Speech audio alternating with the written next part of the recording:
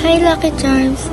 Since wala na kaming time magluto for dinner at dalawa lang naman kami, kumain na lang kami sa labas.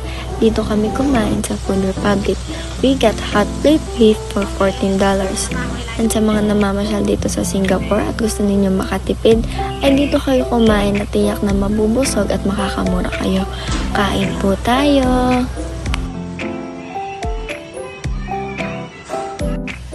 Pagtapos namin kumain ay nag-grocery muna kami bago umuwi.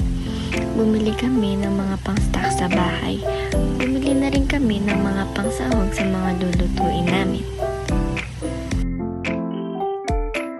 Siyempre, hindi pwedeng mawala ang baboy at isda.